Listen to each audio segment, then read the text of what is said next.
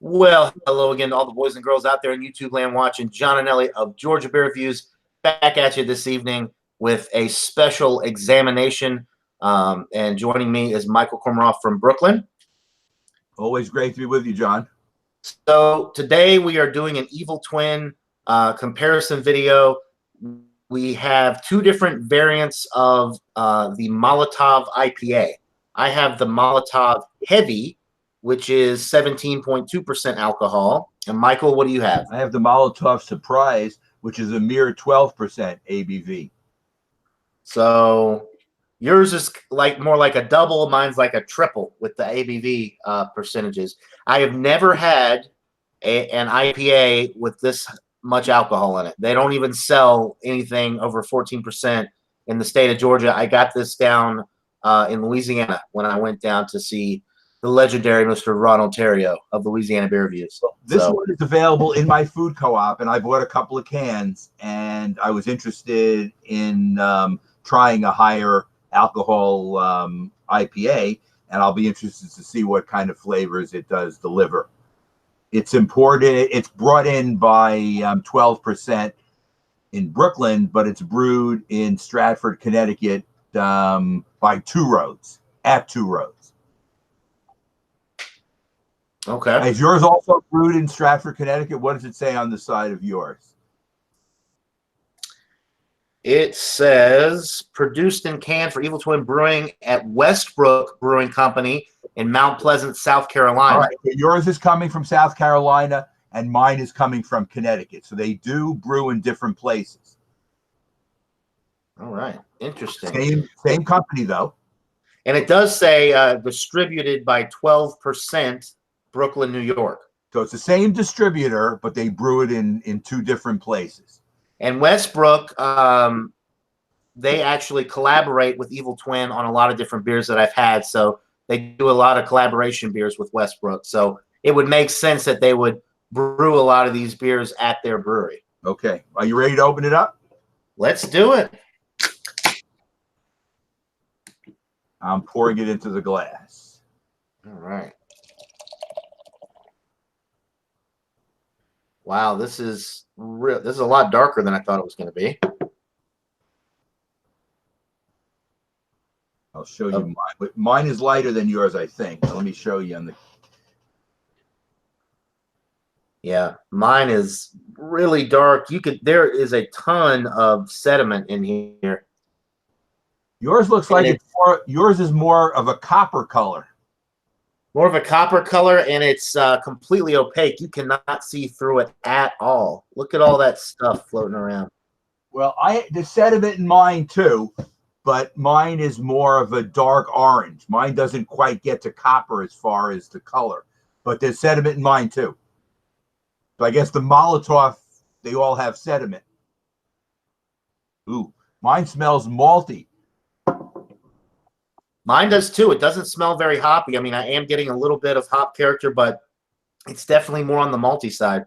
But I know that John and Nilly likes malty IPAs. So I do. So maybe this will be right up your alley. I hope so.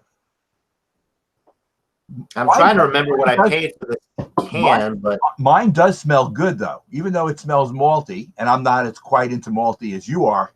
I like the smell though. It has a nice nose. And let me tell you what I paid for mine. Not that you're gonna think it's good. $1.89 for a 12% beer. I can guarantee you I paid a heck of a lot more than that for mine. Okay, but the food co-op gets good deals because they buy from a distributor and they pass the savings along to the co-op members. So we're lucky. So both of them have malty noses, right? I'll write that down. Yeah, malty noses. Little bit of like a dank hop character, maybe a little bit of piney action going on, but it's malt forward on the aroma. We've got your biggest fan is watching, Michael. We've got Victor Wang in the chat. He says, "Cheers, Johnny and Mikey." Hi, Victor. Always good that you're here, along for the ride. Well, you want to go ahead and taste these things? I'm dying to get into this. Cheers. Cheers, Michael. Wow. Super malty and sweet. It's very sweet. It's almost sugary sweet when I tasted it. Mine too, but you cannot taste the 12% in this. I'll tell you, the alcohol is really well hidden in mine. This is scary how well the alcohol is hidden. It's sweet. It's really like a dessert beer. You're getting some toasted malt, some caramel notes, some toffee. You are getting some hops, but it's not super dank or super resinous. It's just you're getting a little bit of, I guess it's piney, but it's not super West Coast, super piney and dank. It's just a little bit, but it's more bready and sweet than anything. And the alcohol, 17.2%. Are you kidding me? The alcohol is extremely well matched for that high of an ABV.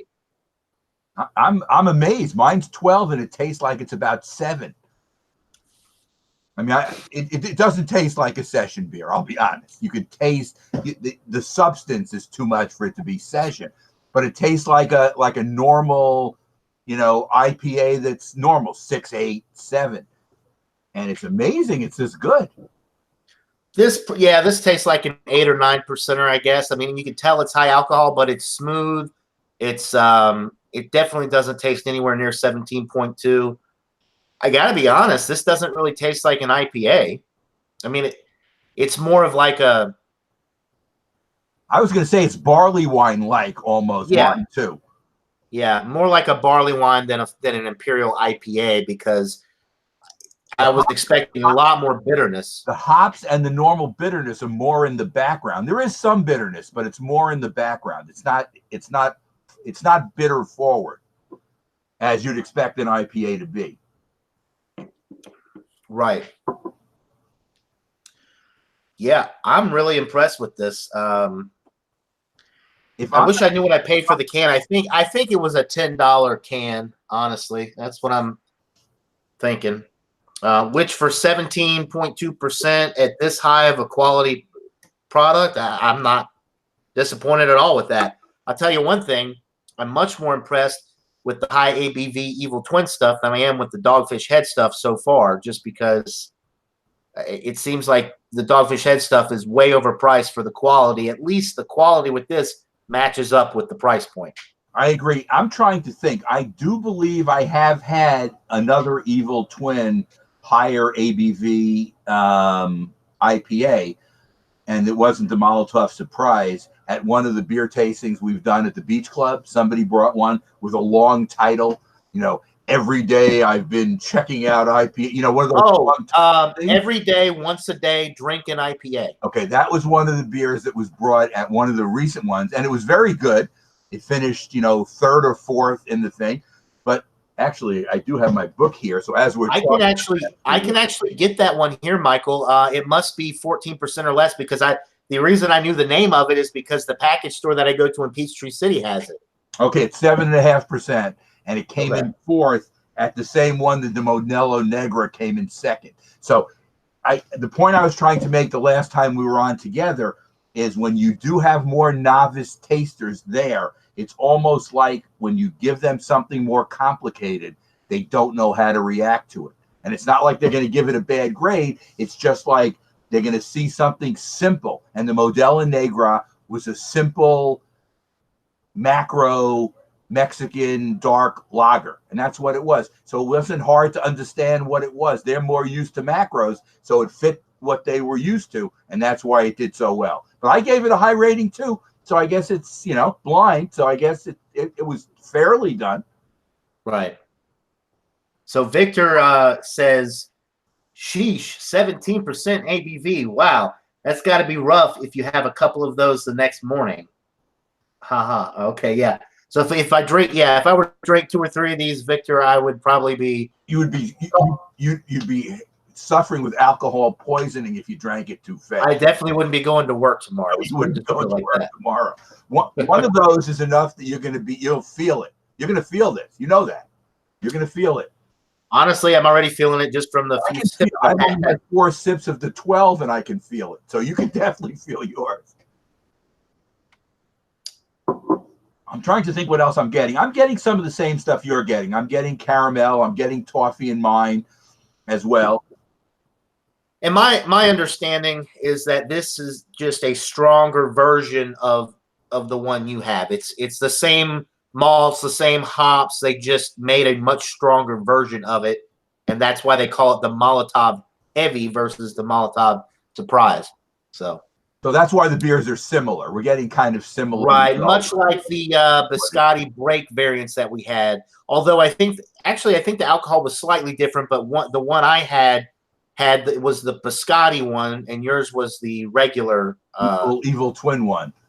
Or no, mine was the Biscotti hazelnut. Yours was the regular the standard one. Mine was 11.5. Do you remember how much yours was?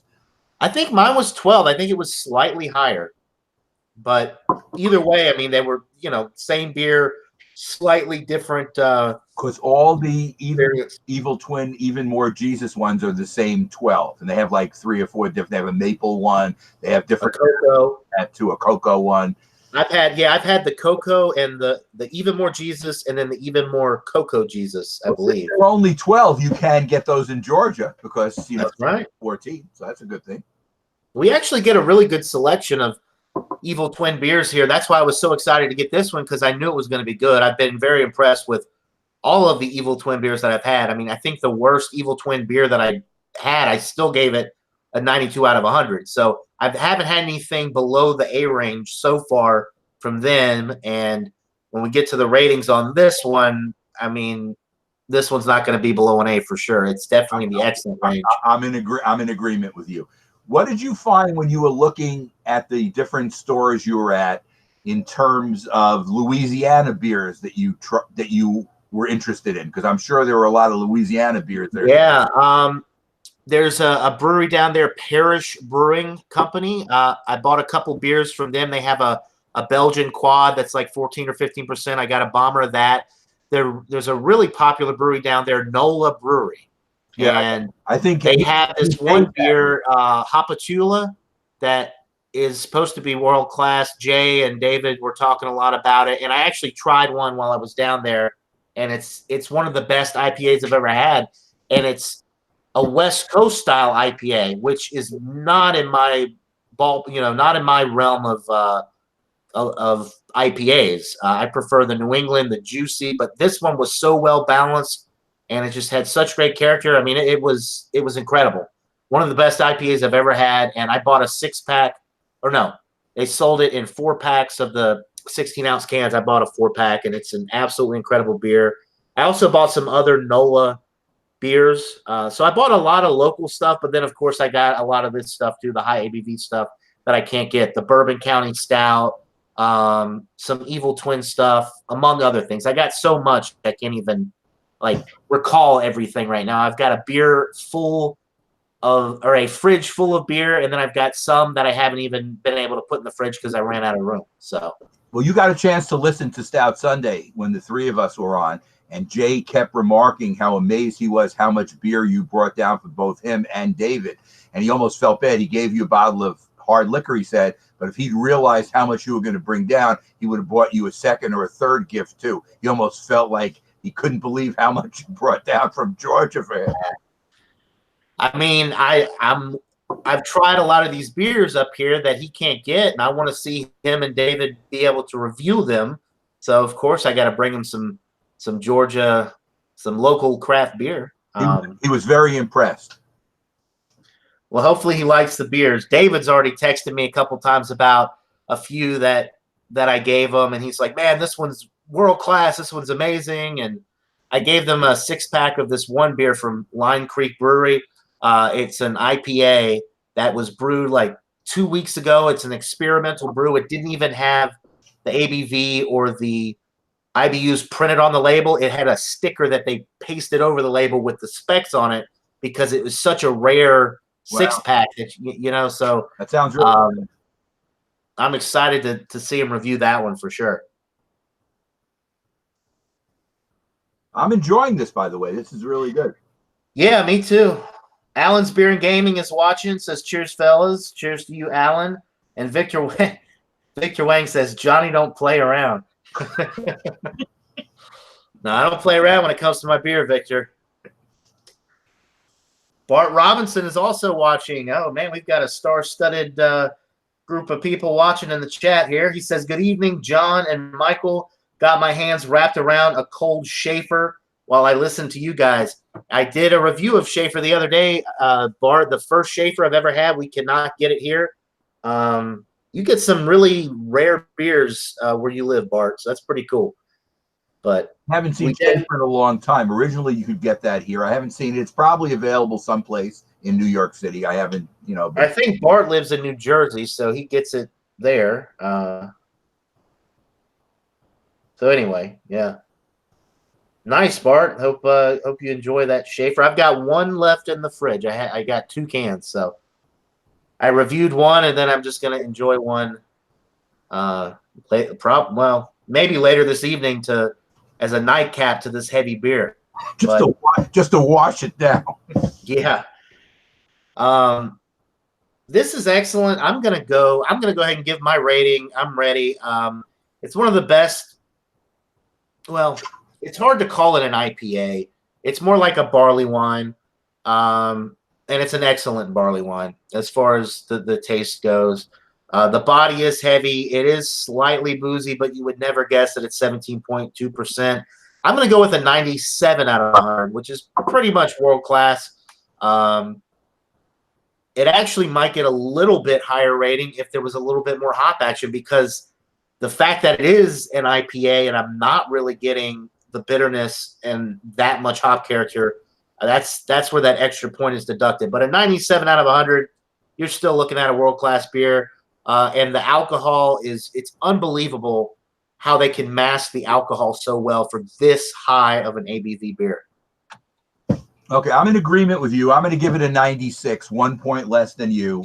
And maybe I'm not saying I'm taking off 2 points for what you just took off 1, but I think mine is a combination that my 12, where the alcohol is understated, is probably not as amazingly done as from 17%, if you know what I mean.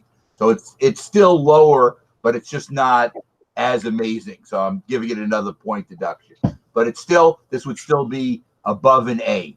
It's not world class, but it's extremely good. It's pretty, they're both pretty dang close. And you got a much better deal on yours for $1 something for that. $1.89, less than $2. So I mean, unbelievable. If anybody is ever up in the Brooklyn area and you can meet up with a friend that has connections to the local co-op, then get on board with that. Park Slope Food Co-op.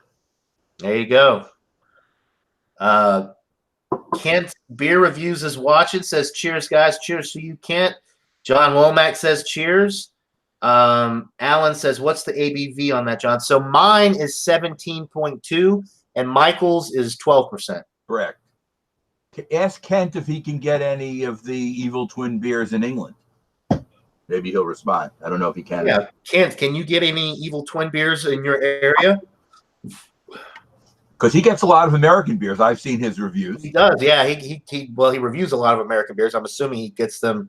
He could have them sent to them. I don't know. These beer reviewers, they get a lot of fan mail. People send them in fan mail and stuff. Right. Jeremy sent me those beers, which I liked, and I sent him some back. I think he was pretty happy with the trade. Right. We're going to have to do that one of these days, Michael. For certain. So Bart says, yeah, well, okay, so he lives in South Jersey, and he says Schaefer is all over down here, and he thinks it's available pretty easily in New York. So it's probably around. I just haven't seen it. I can look. I can look for it. Another one says 97, not too shabby. No, not too shabby at all. Both of ours are definitely excellent. And I understand what you're saying, Michael. That's, the 17%, it's more difficult to make an excellent beer, I guess, at that high of an ABV. I think they did a wonderful job with this. I might even save the can just because I'm never going to see it again. I have some other Evil Twin cans that I'm saving. Remember the one that was made with the pizza? Forgot the name of it. Yeah, I looked for that while I was down in Louisiana, but they didn't have it. I asked about it. The big ass money stout. Well, that's in my collection of cans. That's in the other room. I saved that can, and that was 17 point something also. Wow. They're monster. If they're monster ABVs and they hide the alcohol, it's amazing to me that you can get taste levels like this where the alcohol doesn't come through. I mean, it's too. You can tell that there's alcohol in it just because of the body of the beer, but it's not. It's not in your face. Like if you drink this, you wouldn't say this is boozy. What you say is you can taste the alcohol, but it's not as obvious as the ABV. Right. It's just a testament to the quality of the beer when you can mask the alcohol that well. With both of the 12% is getting up there too, 17.2%. When you're masking the alcohol that well and you're getting all of this great malt flavor and all these, rich, complex flavors, it's a testament to the quality of the beer, the time and the effort that went into making this product. It's not easy to do. Because there's a lot of macro high gravity stuff at 7-8%, right? The malt liquors, and those taste like they have more alcohol in them than these do, and they're True. half of what this is. That's true. Now again, you look at the pricing difference though. If you did pay $10 for that can, you can buy some of those macros for what, like $1.50 a can or even less. $1.50 for a 24-ounce can of an 8% product, but it's going to taste like an 8% product. For sure, because they really not only don't they mask the alcohol, that's their intention to give you the alcohol. They want you to get drunk fast. That's the whole reason behind it. Right. And Jay likes to call it the alcohol delivery system. If you think about it, I always like the one from, I'm trying to think, Molson. Is it Molson Ice? Which is like about 7.8%, maybe. Oh, the Molson Triple X is 7.3. Okay, and that one is not as alcohol forward as some of the other ones. You can taste it, but it's not in your face. Right. Yeah, like the Natty Daddy, the Colt 45 High Gravity. Some of those are really alcohol forward. Not that they're bad. I know you don't care for them. I will drink them from time to time. I think they're quality for what they are, but they're not masking the alcohol at all. I gave the Natty Daddy 8%, I think 78, which is a C+, but it was too sweet. It wasn't even the alcohol part of it. There was kind of a cloying sweetness, and I couldn't. And you get the corn. It's like sweet corn. And if it gets to the point where it's cloying, you have to drop it a whole point. I didn't find it to be that alcohol forward, but the corn was too cloying for me, so I couldn't really like it. It was look, C+ is not a horrible rating. It's okay. It's not. No, not for a macro high gravity lager. Rate Beer and Beer Advocate give them like non-applicable scores because they're apparently so terrible. But see, that's the difference. If you're so biased against the macros to the point that you're going to shoot them down without really being fair, then it's not fair. Right. And I can't understand why Rate Beer gives Euro lagers, and we've discussed this before.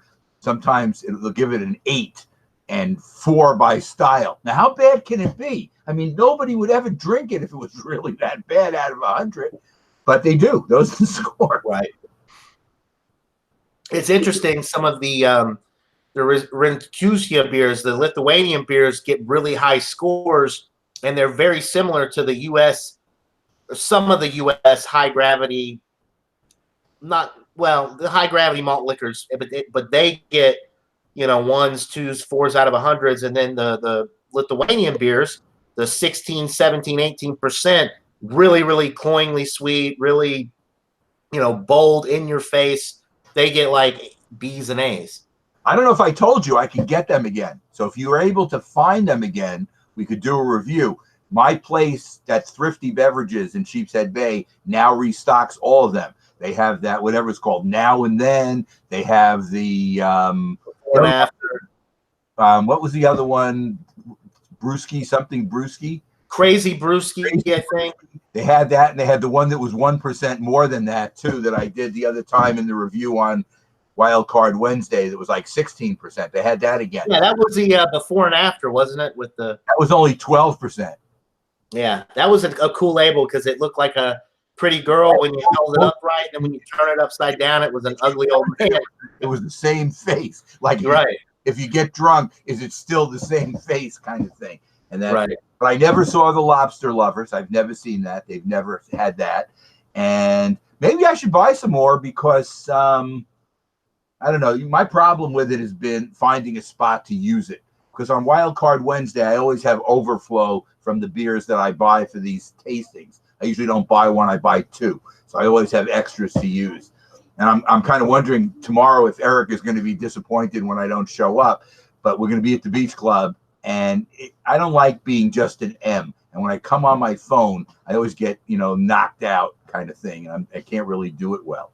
So right, you don't really get good connection on the beach. And I can't plug it in where I can recharge my phone. The last time I was on my mother's iPad, and I was able to pretty much stay on for the whole time when I had that Belgian style beer from Florida. And it was pretty good.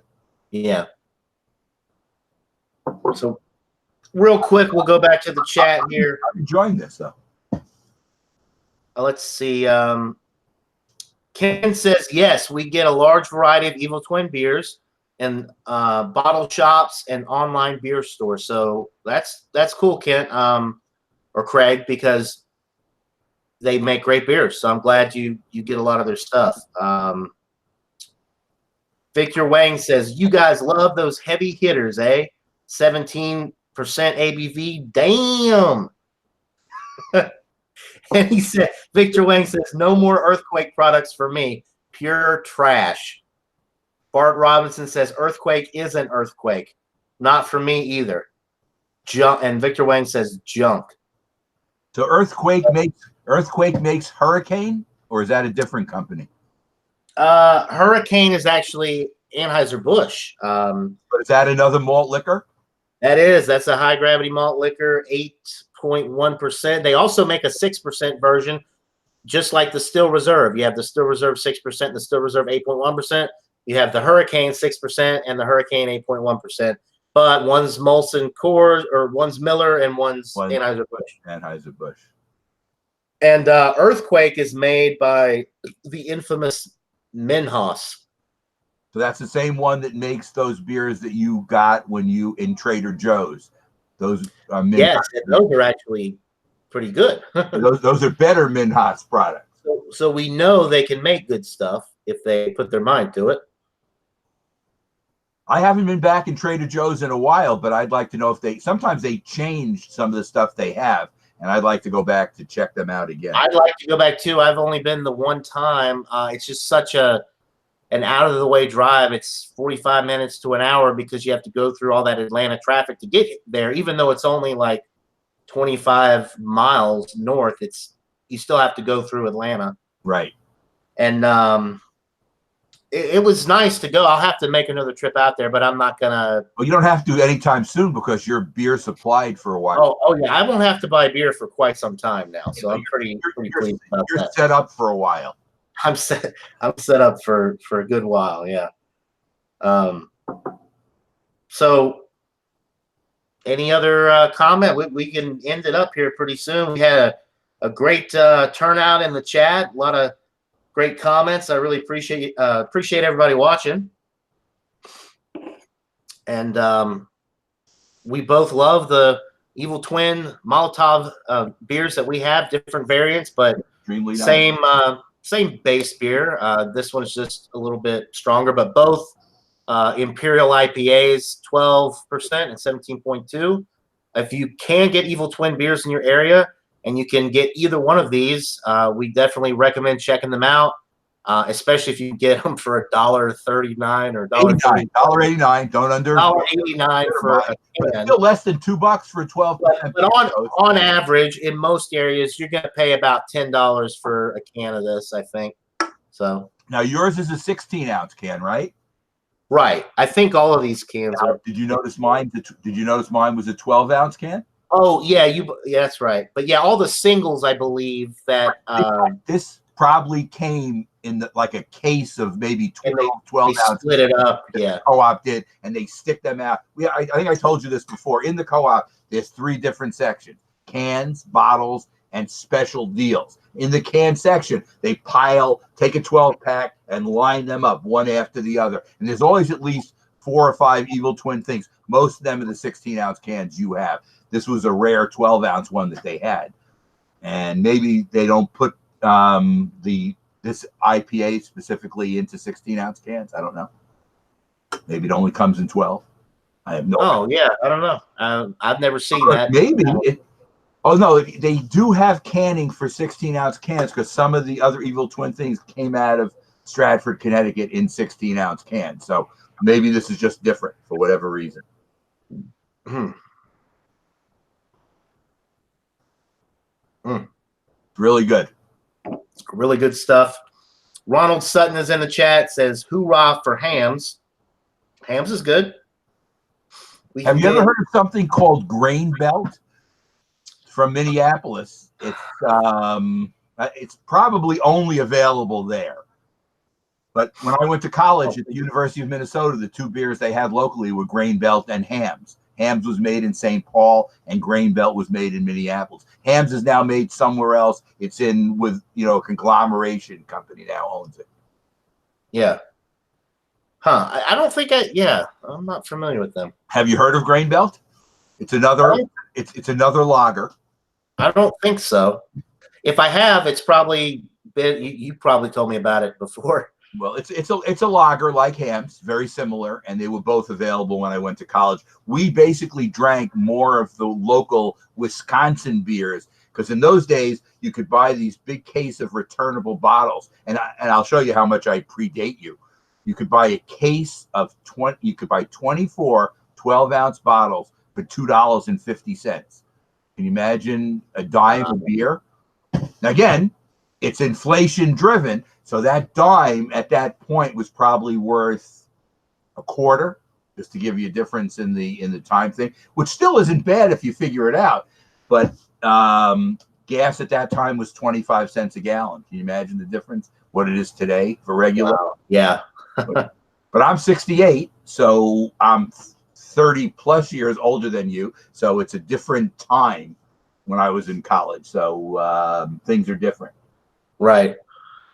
Jeremy Vincent is watching now. He says, is this live? Wow. Victor Wang says, yes, it is. Jeremy Vincent says, cheers, Victor. And he says it's like Christmas to see Michael and John doing a hangout that's not on a Wednesday or Sunday. Cool. Yeah, Jeremy, this is how it all started. This is how Stout Sunday all started, was with Michael and I just reviewing random stouts. It didn't even start on we started doing them just on random nights, and then we started making Sunday our regular day, and then more people coming on and a big following too. People watching on Sunday morning, which is amazing. When you can't do your own event that you created, and Jay Terry of Louisiana Beer Reviews starts doing it on his channel, you know that it's a hit. Jay is also worried that we're gonna lose our Google Hangout sometime in the immediate future. Have you heard anything about that? Yeah, on August 1st, they're supposed to be getting rid of Google Hangouts, but I'm not worried about it because Google owns YouTube, or YouTube and Google are own, it's all under Google. So basically what they're doing, I think, is instead of when you set up a Hangout having to go to Hangouts, you just do it straight through YouTube. So they're making it easier. They're streamlining it to where you can all do it straight through YouTube, and you won't have to open up a separate window through Google Hangouts. So it'll turn out to be the same thing. It's just by different. It'll be the exact same thing. I think they're just trying to make it more user friendly. I mean, I remember the first time that I did a Google Hangout, trying to figure out how to set it up and invite people and all that. It was a real pain in the ass. Jay actually had to walk me through it to where I could figure it out. So August 1st is next week, so it's the end of next week. And I have a feeling they're actually going to postpone it, because you would think that they would be posting it on Google or on YouTube like, this is the new way to do it. I've seen no videos, nothing explaining how you're going to live stream after August 1st. Well, I guess they could move it till the end of the year or something and then decide to go. They probably did. I remember with Google Plus, they had been talking about terminating that for months and months and months, and they kept pushing it back. So it actually didn't even it didn't go away until like a year after they initially said it would. So I think they're going to postpone it. I don't see it happening next week, because there hasn't been any information about what is like how it's going to be done moving forward. And YouTube is not going to risk losing losing their YouTube base, their clientele to these other streaming websites, because a lot of people do this stuff. So they're not going to risk losing money for, they're going to figure out some better way to do this. Okay, so we'll have to watch and see what happens after August. Yeah. Flacco is tuning in, says, "What's up, fellas? Cheers." Oh, man. If Hangouts goes away and YouTube doesn't allow you to do a Hangout, you can use a third-party software like StreamYard, etc., says Jeremy Vincent. Yeah, exactly. YouTube is not going to lose business to StreamYard Inc. They're going to find a way to do it, a better way to do it. Jeremy says, "I don't need to join a Hangout anyway. I'm better in the chat." That's not true, Jeremy. We always enjoy having you on the panel. Bart says, "I can get hams easily in Hams Light, but no grain belt in South Jersey." Definitely no grain belt here in Georgia, Bart. Maybe it's only available if it's still available at all. It may not be available anymore. It may be out of business. I don't know. Good Lord. Now Thrash Metal Homebrews in the chat says, "Hi, guys and gals." He says, and then Bumpy Road Brewery says, "Shut up." Drunken One says, "Cheers to Bart Robinson." Drunken One, Flacco's Beer Reviews, Jeremy Vincent, John Anelli, Ronald Sutton, Victor Wang, and Jeremy says, "Cheers, gang." All right. Well, let's go ahead and wrap this. Okay, John, it's been a lot of fun getting together with these evil twin. Absolutely. And stay tuned. In the next couple weeks, Michael and I are going to do a Bourbon County Stout examination. We've got two different variants. He's got the 2018 standard version, and I have got the wheat wine stout variant. So I think both are 15.4%, if I'm not mistaken. I know mine is. I think I can look fine after we get off. I'll take a look at it. Yeah, I think the standard one is either 15.2 or 15.4. But anyway, that'll do it, guys, for this Evil Twin Molotov IPA examination. Thanks so much to Michael Komaroff for joining me. I really appreciate it. Appreciate it. This is a kind of a throwback. It reminds me of when we first started doing all this stuff. So thanks everybody in the chat for watching and commenting. I really appreciate it. We wouldn't be doing this if it wasn't for you folks. So cheers to everybody in the chat. And until next time, everybody, cheers.